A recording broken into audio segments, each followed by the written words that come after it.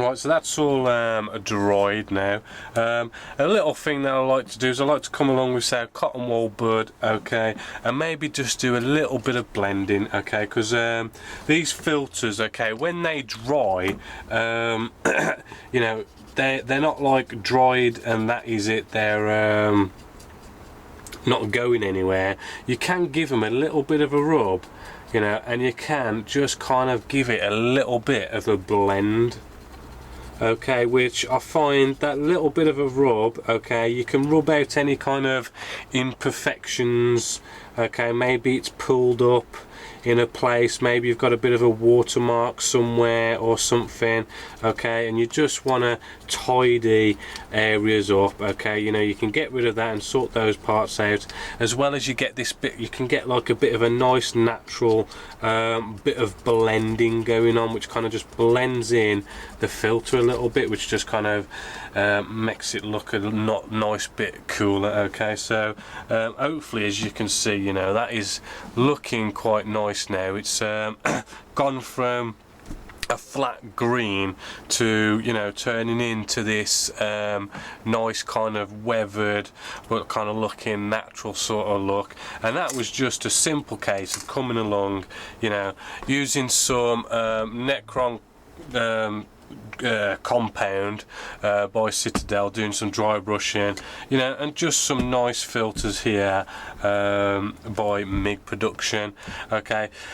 So what we need to do now is basically we need to start kind of like gluing this all together, okay.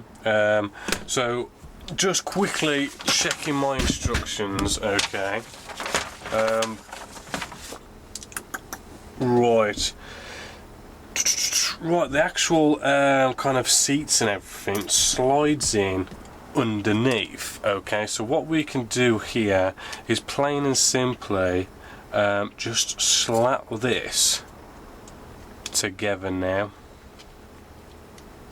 okay, like so, okay. And I mean, looking at this, it is shall we say, it's fitting like a glove, okay.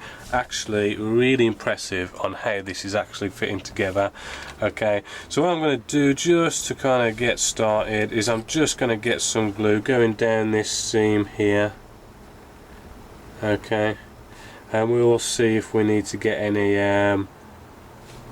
elastic bands or pegs or masking tape out to hold this down, okay. And that's looking nice, and we can just work our way around, okay, just nicely with this Tamiya extra thin cement, okay. That's got a real high kind of capillary action going on, so it just, you know, sucks right in there to all the nooks and crannies, i.e. our seam lines, okay. I'm just getting some 6mm Tamiya tape here. I'm just gonna wrap this around, okay, just to make sure these two pieces stay together this end, okay. And I'm also just making sure we've got no steps going on, so I'm just feeling for any steps, okay. And then we can get back onto gluing all the way along here, okay, like so. And I must say, this is actually a really nice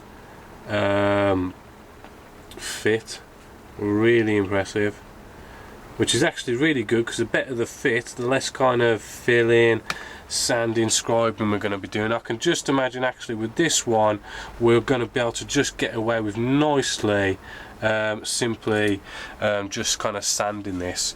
Now in these areas here, I mean, you want to make sure that you don't kind of like glue like this, so that gravity, when you kind of touch the glue on there, the gravity kind of has glue just come down the sides and then goes into your finger, and then you get a big fingerprint mark. So I like to make sure, you know, you've got gravity going down, okay, where there's no fingers or thumbs that are going to get in the way and in essence give you some nasty thumbprint marks, which then you got to sand out and all that kind of stuff.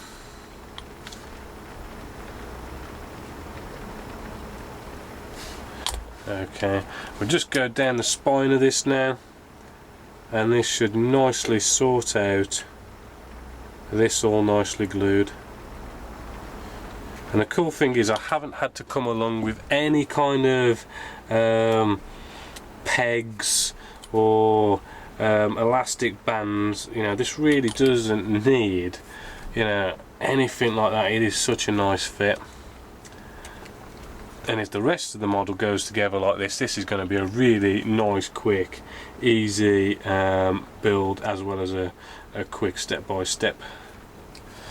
Okay, so I'm just making sure I'm not getting any steps, okay, like, you know, it's nicely all lined up. Okay, and although it's a good fit, I mean, we still want to just make sure we're all good. You know, so coming along, bit of Tamiya tape just to make sure, you know, it's not going to come out of place. Okay, just to be on the safe side. Okay, so there's our fuselage section, and nicely together. Okay, just seeing if we need to do any rubbing here with any cotton wool buds. A little bit here, maybe a bit too heavy there on the wash, just giving that a bit of a rub. Okay, but that's good. I'm leaving my seat till last, okay, because I don't know whether I'm going to have a pilot in or not, so I don't know whether I should be putting in seat belts or not. Okay, that's nicely rubbed in and blended that. Okay, so what we need to do here is we just need to glue this into place, which just actually nicely slots on there. Okay, bit of Tamiya extra thin cement. Okay, make sure it's in a nice position.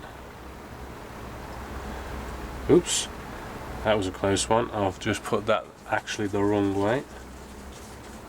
Let's get it right. Better I noticed that then than it actually being in there, and then you notice. Right then, and the way this works actually, according to the instructions, is we just slot this in,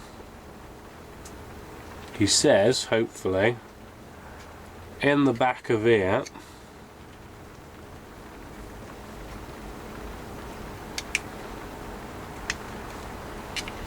And I'm being careful not to scratch any paintwork by not forcing it in. I just want it to just gently slot into place.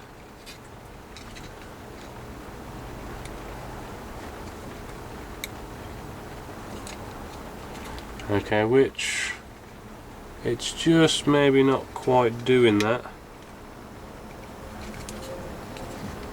Okay, I think we got that okay.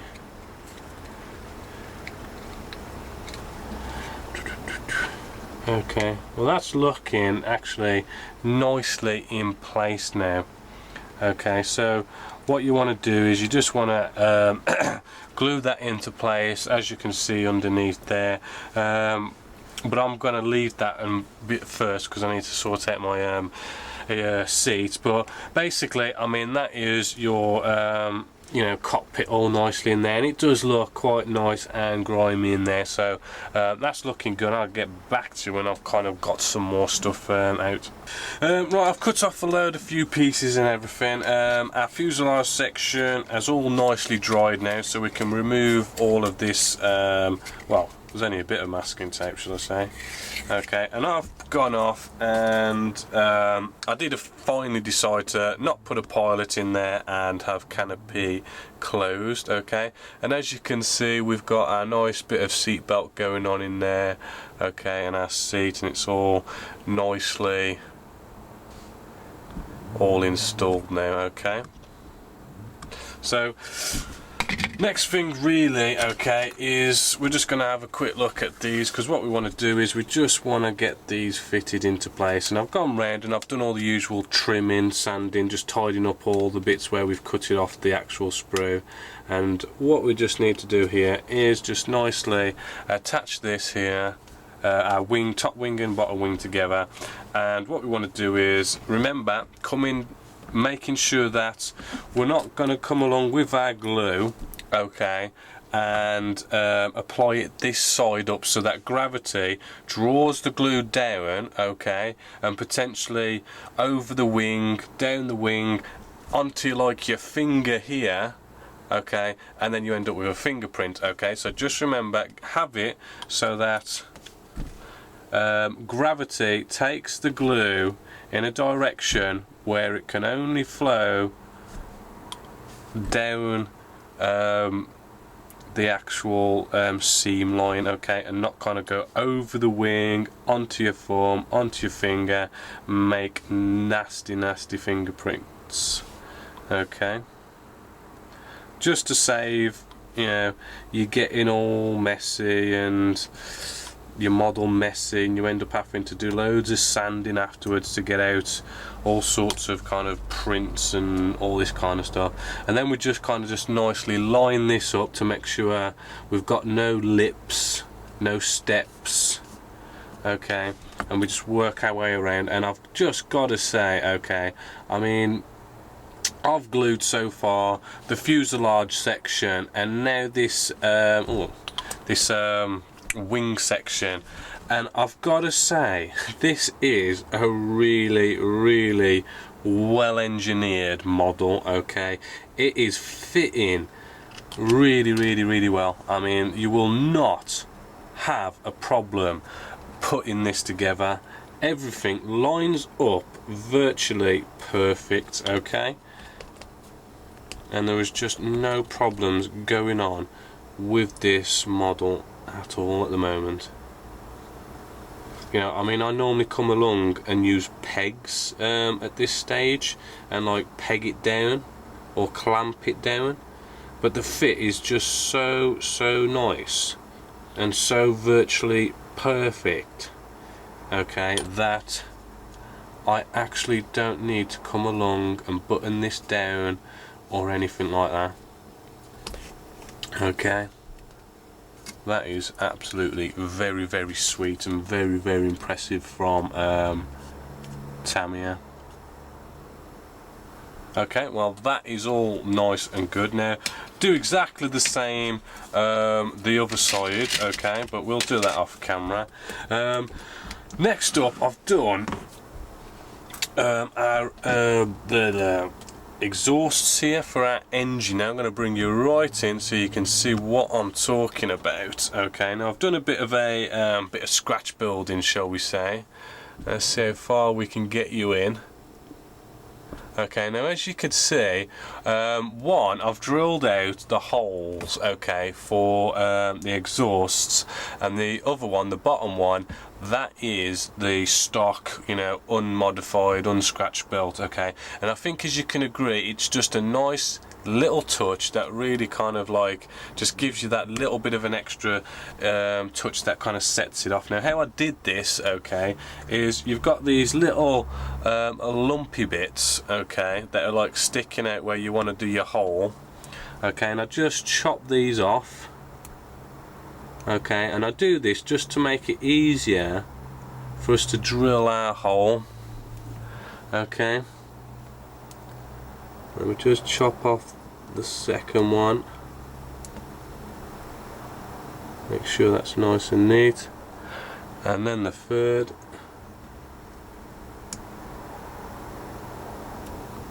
Okay, so that gives us a bit more of a nicer, flatter, smoother surface to put our nice little holes in. And just make sure it's nice and neat. Give it a bit of a blade sand.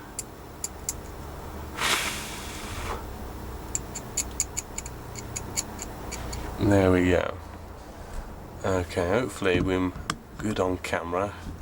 So I'm trying to concentrate doing this because it's a bit delicate, shall we say. And then with a little pin, and this is basically a little basically use it for like a hand drill, but I've just screwed in an actual sewing pin, and this helps with scribing. And what we're going to do here, we're just going to make a hole exactly where we want the center of our hole to be, okay, on here.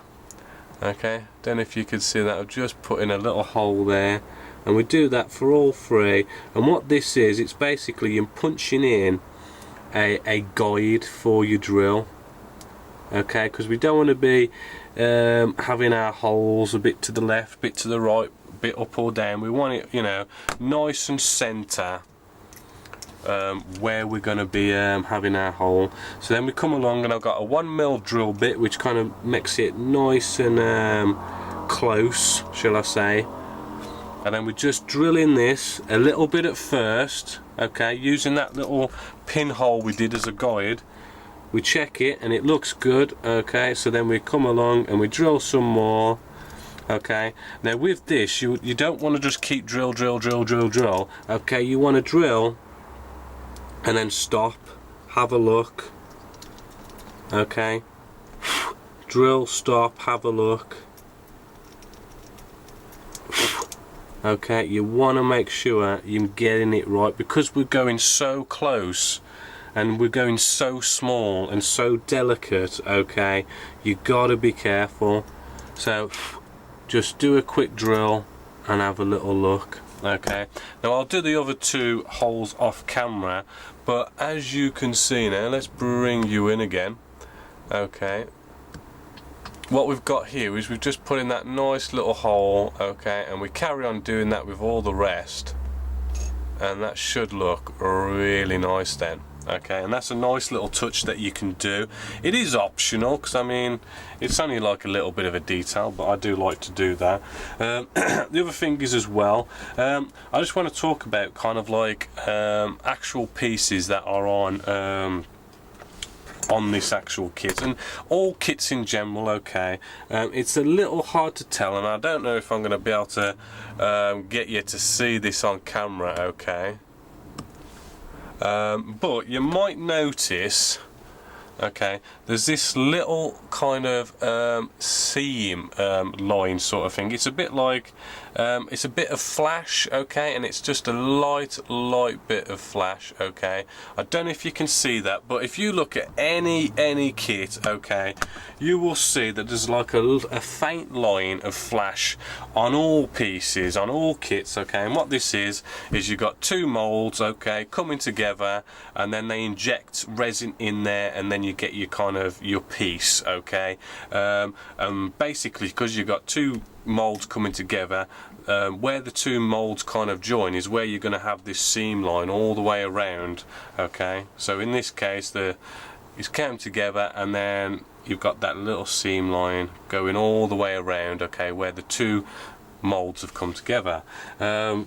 You know, and that's basically it. And it doesn't matter, you know, how good the kit is, you're going to get some sort of kind of seam line as the molds get older and more worn out. You know, you get like these little kind of bits of flash getting bigger and more, and kind of, you know, in some cases can really kind of make quite a bit of a mess. But basically, I find that it's a bit of a pet hate of mine, in the sense that I do find that quite a few people don't bother to get rid of all these little kind of lines of flash that you get, okay.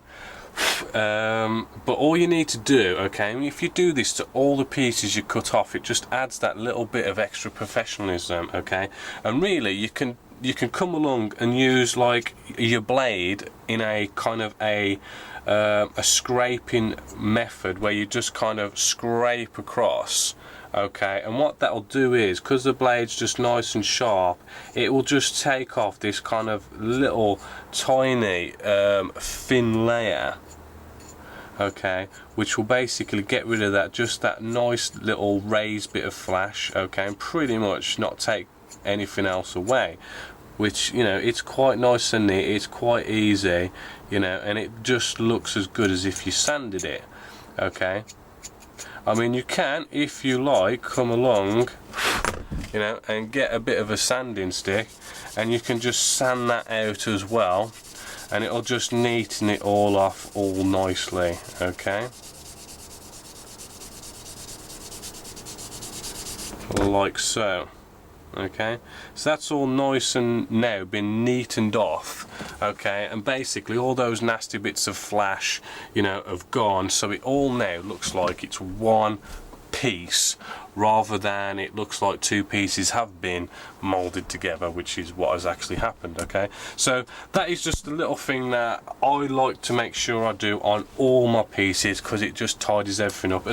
And not only that, I mean, if you use washes and all that kind of stuff, what's going to happen, all those tiny little bits of flash, okay, the wash is just going to go straight to anything that's raised, recessed, nooks, crannies, you know, and it's going to show up them little bits of flash a hell of a lot more, and bring them out even more and make it look even, you know, less professional. Okay, so that's just one thing I like to do. So what I'm going to do now is I'm going to kind of continue doing all these holes and building the rest of this, and kind of come back when we're moving on to the next bit. Right, we've got some wheels here. They've got a little bit of a problem that we're going to go and have a look at. I've already done one, and I suppose you can almost imagine what I've done here, but basically let's just prop that up. If you look at our wheel here, okay, it's kind of got a bit of a gap going on, sort of, because basically what we had to do is the hubcap had to be glued in onto the tyre, and it's left some little gaps, okay, because basically the hubcap part was basically a bit smaller than what the tyre was, so it's left these little gaps. Now that's easily resolved. Okay, we can come along with some Vallejo plastic putty, okay, and what we simply do is, let's just bring you out a little bit. Okay, what we simply do is we simply just come along and we precisely apply it with this nice applicator, okay, and we can go all the way around, all nice, okay, and then we get ourselves a cotton wool bud, okay, maybe a little bit moist, and we just kind of just nicely wipe around, okay. And as you can probably see, you know, we're nicely filling in that bit of a nasty gap that was going on there, okay. And you can probably see as well, we've got like just two little gaps there that just haven't quite been done, so we can reapply specifically into those areas, okay, and then wipe away again, okay, just like so. And I love this technique, okay, because it's so kind of user friendly, it's so easy, and it's so effective, okay. I used to, in the past, I used to use the Mr. Surfacer, and then I'd come along with cellulose thinners, dipping a cotton wool bud into cellulose thinners, and then you'd wipe away the Mr. Surfacer, and although it did basically the same job, you ended up with this nasty kind of, you know, cellulose thinners can be quite harsh and leave a nasty mess. You have to leave the Mr. Surfacer to dry and everything. This is just so easy, apply and wipe away. You know, you can't really get any easier than that, and there's been no sanding involved. It's just been plain and simply we've filled. Okay, so that's a little problem there with the wheels, but that takes care of that problem real nice and easy. So now we're going to come along and we're going to look at a bit of sanding now, which I don't think we're going to be looking at a lot of sanding, to be honest with you, because normally, okay, I'd probably come along and I'd look at it and I'd probably maybe put some filler down, maybe some Mr. Surfacer or something like that, and I'd work my way through the grit, so I'd probably come in with something really coarse and lightly sand, then come in with a medium grit, sand that a bit more, and then we'd work our way through to the sponges. You go fine and then you go to the sponge really nice and fine and do it that way. However, this actual kit has been such a really nice fit. I mean, it's been very impressive, in fact, how nice the fit is. We can skip all that and just come straight in with a sanding sponge. Now, it might not work, but it stands a chance that it's going to, and what we can do is just come in nice and lightly and just slowly give this a nice little sanding, coming straight in with our fine sanding stick, the spongy one. Okay, and we should hopefully be able to sand in a nice seamless finish, okay, without all your fillers and going through all your grits and everything. In some areas you might have to get a bit, you know, aggressive and give it a bit of a rub. Okay, but I mean, this now is looking pretty damn good. Just got to try and get in there, so I'm gonna get my smaller one. Okay, I'm just getting my skinny sanding stick, fine grit sponge, because there's like this little bit just here that needs to be sorted out, where we've got this kind of raised area we've got to kind of maneuver around. So I might come in and do a bit of blade sanding just to kind of tidy that up just a little bit there. Maybe just a bit there as well. Okay, now that does look good, it feels good, so we just want to make a quick test. Okay, so I'm just going to grab some black paint, okay, and we want to actually, let's bring you in. Okay, let's bring you right in there. I'm just going to get a quick crappy paintbrush, okay, and I'm just going to dip in some of this black paint, okay, not really mess about, and I'm just going to check and see how good our seam line is going on here.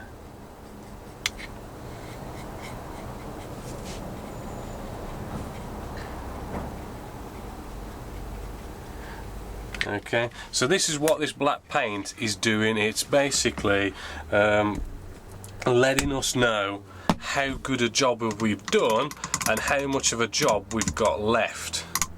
Okay, and it should dry pretty quick, being black. Okay, but we can give it a bit of help. Bring in our airbrush here, cut to air, and just dry it off with this. Okay, and what should happen then is if you kind of maneuver it in the light and look real close, okay, you will see what the model's going to look like basically when it's sprayed. Okay, and that's where you're going to see more easily whether there's a seam line or anything like that that needs to be sorted out here, which I am just seeing. I don't know if you can see it on camera, but just where we've got our little raised area here, there's a bit of a seam line still there, just lightly. Okay, so what we can do is we can take care of that. Well, what we want to do is we want to sand away all this paint. Okay, because not only having the paint down, you know, allows you to see what seam lines you've got to deal with, but when you sand it away it also shows you any other imperfections that you might have to deal with, so it's a good indicator of where you are and what you've got to do. Okay, I'm just trying to sand this in nicely.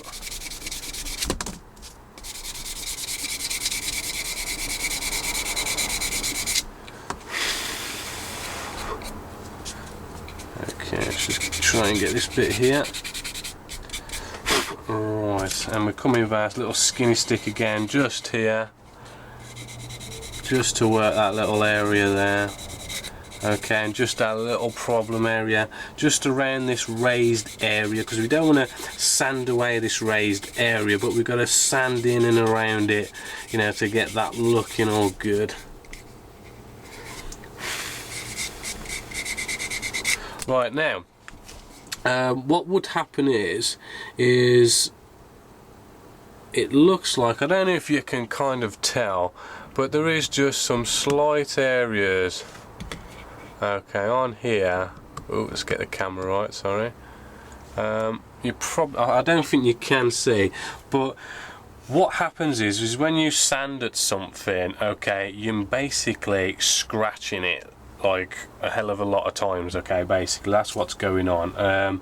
So, and when you come in with coarse sanding sticks, okay, you do even lots and lots of bigger scratches, okay, and that's what you're basically doing, and these scratches can show up in your paintwork, especially if you're coming along with like a real kind of coarse sanding stick. You can leave some really kind of big nasty lots of like sanding scratches, and what happens is, I mean, you know, it shows up in the paintwork, your wash can get in there, you know, and it can look really nasty. And what this black paint does is the black paint will go into all these little scratches and everything, so that when we sand it away like we've just done here, you know, that black is going to stay in those scratches and we're going to be able to see the scratches better. But because we haven't really come along and done any shall we say major sanding on this, because it's such a good fit, there really isn't anything or any real problem going on with this. I mean, just a little bit of a sand in there and that was it, okay. So as you can see, hopefully this is a real nice kit, okay. But what we need to do is we've got our recessed panel lines, okay, that need to have a bit more care and attention and get them kind of put back in. So what we're going to do now is we're going to use some tools to rescribe this, and one thing I like to do with these areas like this is to come along with a razor saw. Let's bring you in again, okay.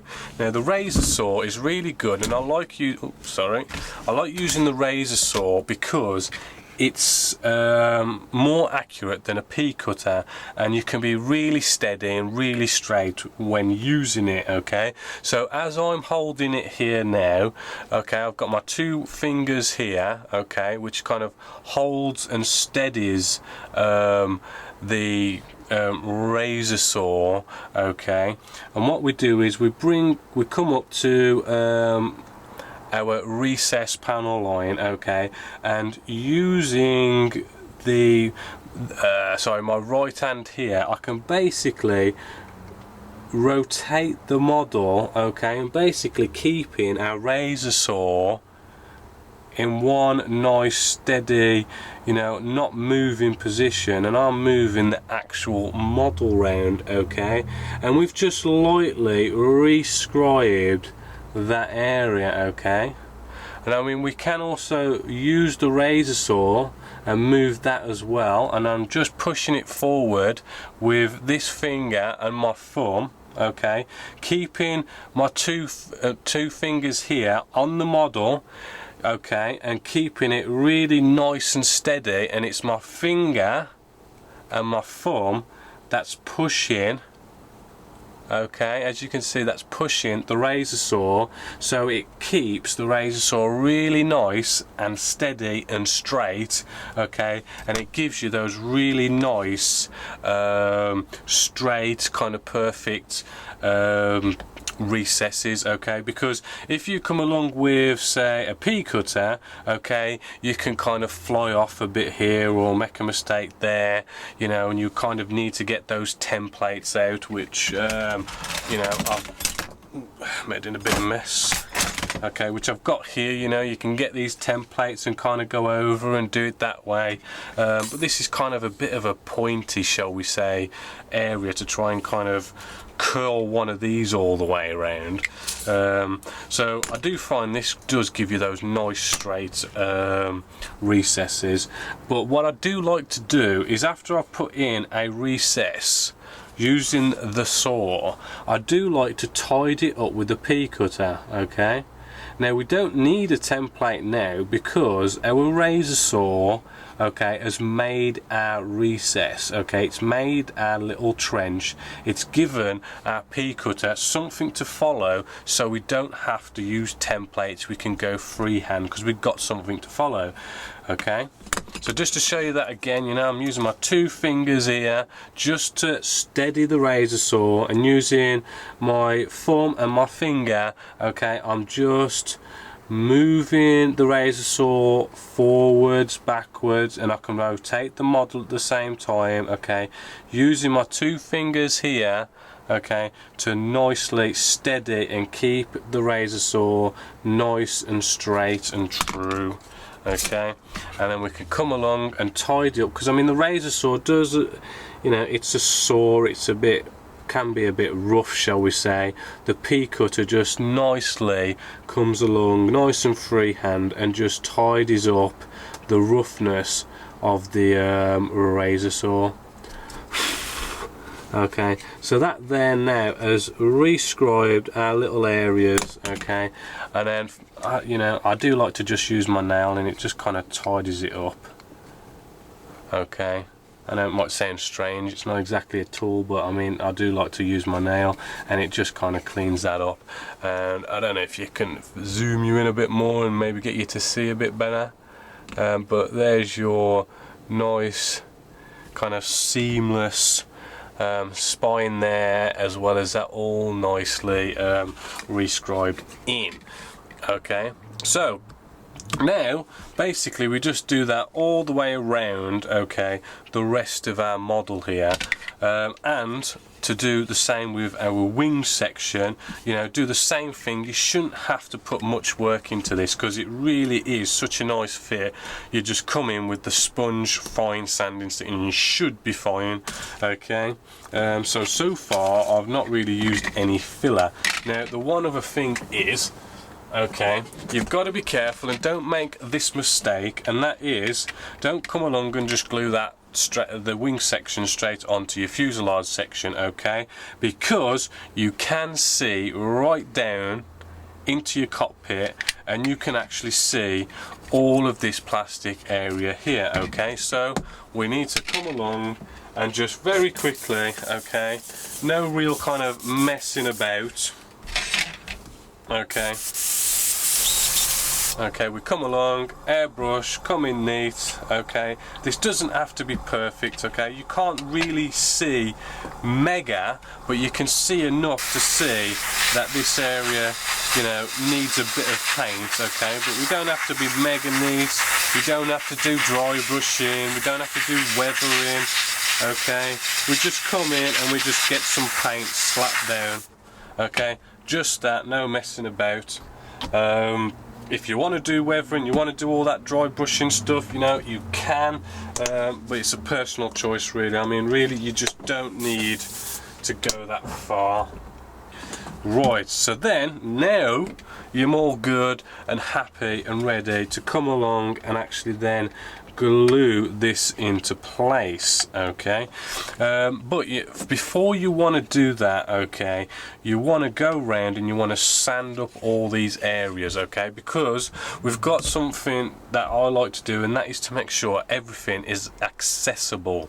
Okay, because if we come along and we start sanding away at our wing section here, okay, we've got our fuselage section that can now get in the way. Okay, when we turn this upside down and we want to kind of like sand the back of this here, I mean, the wing section can get in the way.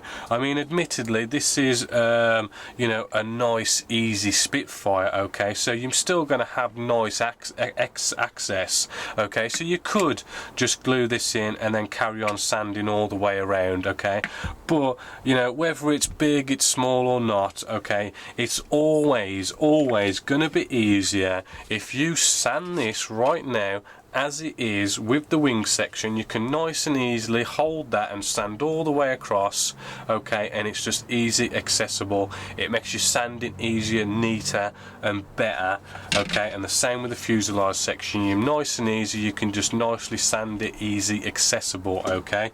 And as I say, I mean, you can get away with gluing it on with this particular build, but you know, there's some builds out there where you really do need to, like, you know, get your seam line sorted with the pieces separate, okay. So I'm going to go ahead now and kind of finish off sanding up all this and getting this ready kind of to glue these last bits in, really.